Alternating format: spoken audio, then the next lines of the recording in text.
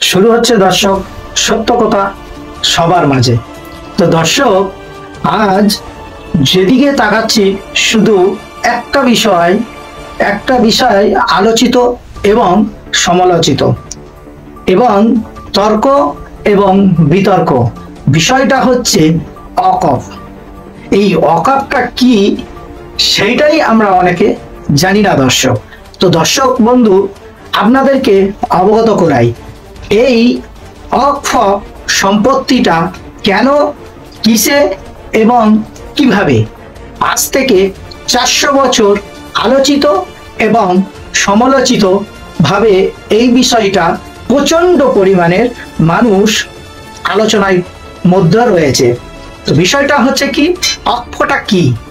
অকফ মূলত ভাষাটা উর্দু এবং আরবি, যেটা একটা মানুষ তার সম্পত্তি কোনো একটা নির্দিষ্ট ধর্মের উপরে দান করা।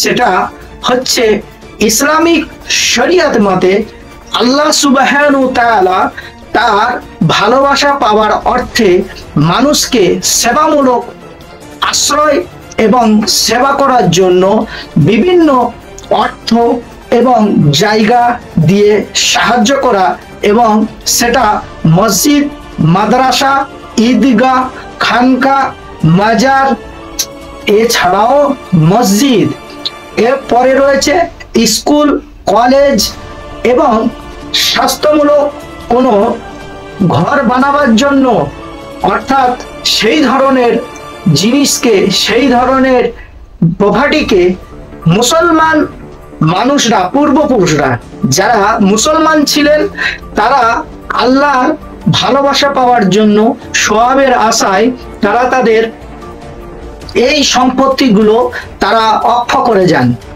সেই প্রপার্টির মধ্যে এইগুলো হতে পারে। তো এই বিষয়টা আজ থেকে 400 বছর আগে থেকে আলোচিত এবং সমালোচিত। দর্শক বন্ধু, আপনাদের কাছে একটা প্রশ্ন উঠে গেল। কিছুদিন আগে, অর্থাৎ কিছু মাস আগে, একটা কেন্দ্র সরকার থেকে একটা আইন পাস করেন। সেই আইনটা মূলত ওয়াকফ সংশোধনীয় বিল। অর্থাৎ কেন্দ্রের দাবি ছিল যে ওয়াকফ বিলের মধ্যে কিছু অসংখ্যিত আইন রয়েছে যেটা শোধরানোর প্রয়োজন রয়েছে।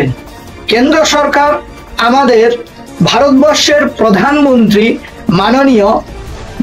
মাননীয় নরেন্দ্র দাস দামোদর মোদী, তিনি বলেন যে এই ওয়াকফ সংশোধনীয় বিল আনলে মুসলমান, অর্থাৎ ভারতের সংখ্যালঘু সমাজের কিছু মানুষগুলো তারা উপকৃত হবে।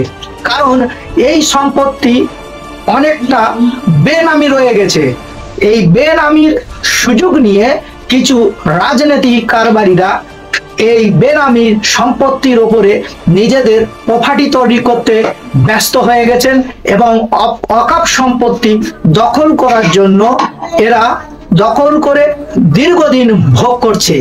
নরেন্দ্র মোদী বলেন, আমি এই ওয়াকফ সম্পত্তি সংশোধনীয় বিল এনে আমি সংখ্যালঘু সাধারণ সম্প্রদায়ের মানুষদেরকে উন্নতি করতে চাইছি, এবং ওয়াকফ সম্পত্তি মূলত মুসলমানদের সম্পত্তি। সাধারণ মুসলমান যারা অসহায় তাদের মধ্যে আমি বন্টন করে দিতে চাই।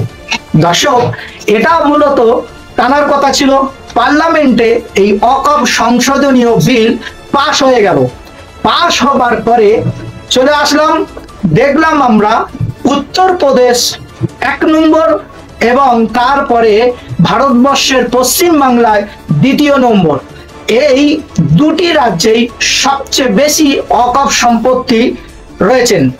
চলুন, উত্তরপ্রদেশের ওয়াকফ সম্পত্তি 1 নম্বরে রয়েছেন এবং পশ্চিম বাংলায় 2 নম্বরে রয়েছেন। দর্শক, আমরা যে ওয়াকফ সম্পত্তি নিয়ে এত প্রচার প্রসার, আদেশ নিষেধ, নেতা নেত্রীরা হুঙ্কার দিয়ে আসছে, যে সময় এই ওয়াকফ সংশোধনীয় বিল আইনে পাশ হয়, মানে পার্লামেন্টে পাশ হয়, কেন্দ্র থেকে পারমিশন করা হলো, আমাদের পশ্চিম বাংলায় রাজ্যে এখানকার মুখ্যমন্ত্রী মাননীয় সম্মানিত মুখ্যমন্ত্রী মমতা বন্দ্যোপাধ্যায় তিনি কি বক্তব্য দিয়েছিলেন শুনুন। लोगों को हम एक बात कहते हैं, देखिए आप लोगों को दिल में दुख हुआ है वक़्फ़ प्रॉपर्टी के लेके, आप भरोसा रखिए बंगाल में ऐसा कुछ नहीं होगा जिसमें कोई डिवाइडर रूल होगा। করে আমাকে বারবার ডোন্ট ইনসিস্ট মি, ওয়াকফ আমাদের এখানে কোনো কোশ্চেন নেই। যদি ওয়াকফ নিয়ে আন্দোলন করতে হয় দিল্লিতে যান, এখানে নয়। বাংলায় আপনাদের কোনো প্রবলেম নেই, বাংলায় আমি আছি, মনে রাখবেন। এইটা নিয়ে আর গুলোগুলি করবেন না, গুলোগুলি করবেন না। যদি করেন সবচেয়ে বড় শত্রু আমি হব। তো ফিরে আসলাম দর্শক, মুখ্যমন্ত্রী মাননীয় তিনি মমতা বন্দ্যোপাধ্যায় তিনি বললেন কি যে আমার রাজ্যে ওয়াকফ সংশোধনীয় বিল নিয়ে কোনো সমস্যাই নেই, অর্থাৎ দয়া করে আর এই রাজ্যে কোনো আন্দোলন করার দরকার নেই। এই আন্দোলন যদি করার দরকার হয় তাহলে কেন্দ্রের করার আইন, তার বিরুদ্ধে আন্দোলন করতে গেলে দিল্লি গিয়ে আন্দোলন করুন। দর্শক তারপরে তিনি বললেন যে এই আন্দোলন যদি গোলাগুলি করেন, এই আন্দোলন নিয়ে যদি এতটাই পরিমাণের মাতামাতি করেন, গোলাগুলি করেন, তাহলে মনে রাখবেন আমি এই আন্দোলনকারীদের বিরুদ্ধে সবচেয়ে বড় শত্রু হয়ে যাব। দর্শক এই কথাটা এই পর্যন্ত হয়ে থাকলো এবং তিনি আরও বলেন যে এই রাজ্যে ওয়াকফ সংশোধনীয় বিল আমি পাশ হতে এবং লাগু হতে দেব না। কেন্দ্র করা আইন পাশ হয়ে গেলেন এবং আইন সেটাও লাগু হয়ে গেলেন, আইনে চলে আসলেন। এবং পূর্বে তিনি বলেন যে এই রাজ্যে ওয়াকফ সংশোধনীয় বিল, আমার রাজ্যে কোনো সমস্যা নেই, আমার ওপরে ভরসা রাখুন, অর্থাৎ ওয়াকফ সম্পত্তি কেউ দখল করতে পারবে না। কেন্দ্র কোনোদিন এই পশ্চিমবাংলার ওয়াকফ সম্পত্তির ওপরে দখলদারি করতে পারবেন না। তিনি মুসলমান সম্প্রদায়ের মানুষদেরকে তিনি সান্ত্বনা দিলেন এবং গ্যারান্টি দিলেন। তারপরে দর্শক আমরা দেখলাম কি বর্তমানে কেন্দ্র সরকার তিনি নোটিশ জারি করেছেন প্রত্যেকটা রাজ্যকে যেখানে ওয়াকফ সম্পত্তি আছে, বিশেষ করে পশ্চিমবাংলায় প্রত্যেকটা ডিএমকে জানিয়ে দিলেন নোটিশের মাধ্যমে যে 5ই ডিসেম্বর পর্যন্ত ওয়াকফ সংশোধনীয় বিল যে পাশ করা হয়েছিল, প্রত্যেকটা ওয়াকফ প্রপার্টির প্রত্যেকটা বৈধ কাগজ নথিপত্র কেন্দ্রের আইনের প্রোটোকলের সিস্টেম অনুযায়ী ডাউনলোড করতে হবে। এবারে দর্শক আজ 1ই ডিসেম্বর, সময় থাকলো আর মাত্র 4 দিন। এই 4 দিনে এত লম্বা এবং এত বেশি অ্যামাউন্টের সম্পত্তি কাগজপত্র কি ডাউনলোড করা সম্ভব? প্রশ্ন থাকলো দর্শক আপনাদের কাছে। এইবারে এই প্রশ্নের উপরে একজন তৃণমূল বিধায়ক, তার নাম হচ্ছে হুমায়ুন কবির, তিনি কি বলেন আমরা শুনে। এতদিন বলে মানব না, তারপরে আজকে বলছেন মেনে নেওয়া হলো। তো হুমায়ুন কবিরের বক্তব্য আপনারা শুনলেন। তিনি বললেন যে হুমায়ুন কবির বলছেন যে দিদি প্রথমে বললেন যে ওয়াকফ নিয়ে কোনো সমস্যা নেই, অথচ ওয়াকফ সংশোধনীর আইন আমাদের পশ্চিমবাংলা রাজ্যে লাগু হয়ে গেল এবং লাগু শুধু হয়নি, সেটা আইনে এসে তিনি 5 তারিখ পর্যন্ত, ডিসেম্বরের 5 তারিখে মসজিদ মাদ্রাসা সমস্ত কাগজ আপলোড করতে হবে কেন্দ্রের সিস্টেম প্রোটোকলের মধ্যে। এইবারে এই বিষয়ে আমাদের তৃণমূল কংগ্রেসের একজন সাপোর্টার, যার নাম হচ্ছে ফুরপুরা শরীফের পীরজাদা তোহা সিদ্দিকী সাহেব, তিনি কি বলেন আপনাদেরকে শোনাবো। বিজেপির পিঠে তৃণমূল এটা আমরা বিশ্বাস করি না। কিন্তু এখন দেখি ওই কথাটা সাধারণ মানুষও বলতে আরম্ভ করেছে। সাধারণ মানুষও বলছে আপনি যাই করেন না কেন, কেন্দ্রীয় সরকার যেভাবে এই রাজ্য সরকারকে নির্দেশ দিচ্ছে এর ঠিক সেইভাবেই কাজ করছে। কিন্তু মমতা ব্যানার্জি যে হুমকি দিলেন যে যদি মিটিং করতে হয় ওটা দিল্লিতে যে করুক, এটাও সাধারণ মানুষ বলছে এটা মমতা ব্যানার্জির নিজের মুখের কথা নেই, এটা কেন্দ্রীয় কথা। ফিরে আসলাম তো তোহা সিদ্দিকী সাহেব তিনি একটা চাঞ্চল্যকর দাবি করলেন। তিনি বললেন যে আমি অন্তত পক্ষে বিশ্বাস করি না যে টিএমসি বিজেপির বি টিম, কিন্তু জনসাধারণ এটা কানাঘোষা করছে। কেন বললেন? এই পীরজাদা তোহা সিদ্দিকী তিনি এর আগের ইলেকশনগুলো তিনি তৃণমূল কংগ্রেসের অনেকটা দৃঢ়তার সঙ্গে এবং তাদেরকে সাপোর্ট করে গেছেন। হঠাৎ তিনি এমন একটা চাঞ্চল্যকর দাবি করলেন যে এই তৃণমূল কংগ্রেসের ভূমিকা দেখে ওয়াকফ সংশোধনীয় বিল তিনি আটকাবেন বললেন, অথচ তিনি কেন্দ্রের করা আইন মাথা পেতে মেনেও নিলেন এবং তার আইনটা বাস্তবায়ন করার জন্য সেই দিদি প্রত্যেকটা ডিএমের এবং তার আদেশ অনুযায়ী তিনি 5 তারিখ পর্যন্ত তার প্রোটোকলে সংশোধনীয় আইনের বিলের কাগজপত্রগুলো প্রত্যেকটা ওয়াকফ সম্পত্তির কাগজগুলো জমা দেওয়ার জন্য আদেশও দিলেন। দর্শক, তোহা সিদ্দিকীর কথা অনুযায়ী তিনি দিদিকে ইঙ্গিতপূর্ণ মন্তব্য করলেন। তিনি বলে দিলেন যে এইবারে সাধারণ মানুষ বুঝতে পারলেন যে দিদি আদৌ সংখ্যালঘুদেরকে ফাঁসাতে চলেছেন। প্রশ্ন থাকলো আপনারা আপনাদের মন্তব্য কমেন্ট বক্সে এসে জানাবেন। দর্শক, এইবারে চলে যাই পশ্চিমবাংলার রাজ্যে বিজেপির বিরোধী দলনেতা শুভেন্দু অধিকারী তিনি বলছেন কি, দর্শক আমরা তার মুখের কথা একটু শুনে নিই। না পড়লে বিড়াল গাছে ওঠে না। যারা মমতা ব্যানার্জিকে বলেন যে মুসলিমদের প্রোটেক্টর, আমরা বলি মুসলিমদের মমতা ব্যানার্জি তেজপাতা হিসেবে ব্যবহার করেন। বাবা সাহেব আম্বেদকরের সংবিধান শেষ কথা বলে, তাই লেখা আছে for the people, by the people, of the people, not for the Mamata, by the Mamata, of the Mamata. এই যে জলটা ঘোলা করে খায় না, এই অবস্থা হয়েছে এই তোলামূল সরকার।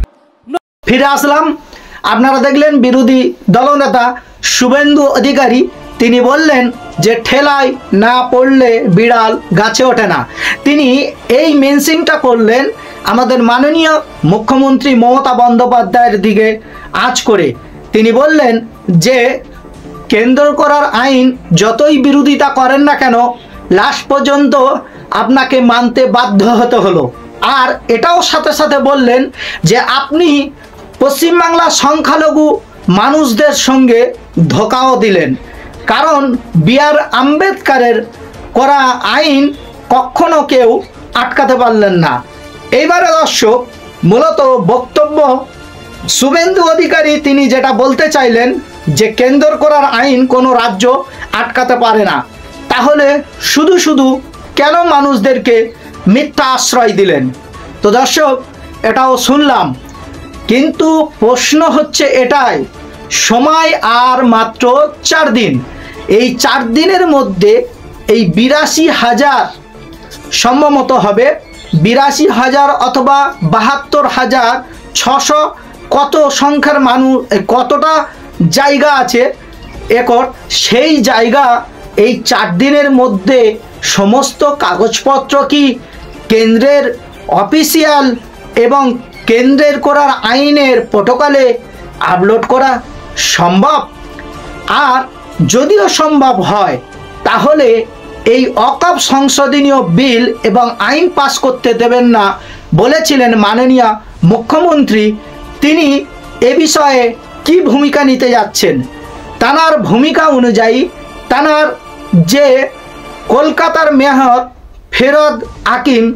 ফেরাদ হাকিম সাহেব তিনি বলছেন যে এটা আমরা আগেও প্রতিবাদ করেছি, এখনো প্রতিবাদ করছি। ঘরে বসে কয়েকজন মিলে আইন পাস করে দিলে সেই আইনটা আমরা মেনে নিই না, এটা আমরা এখনো সাপোর্ট করি।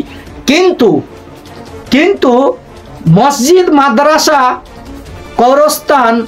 কবরস্থান এবং যত ওয়াকফ প্রপার্টি রয়েছে সেই প্রপার্টিগুলো যদি সরকারের কাছে রেজিস্ট্রেশন হয়ে থাকে, তাহলে যেখানে রেজিস্ট্রেশন করানি কিছু অসাধু মানুষ আছে সেখানে দখল করতে পারবে না।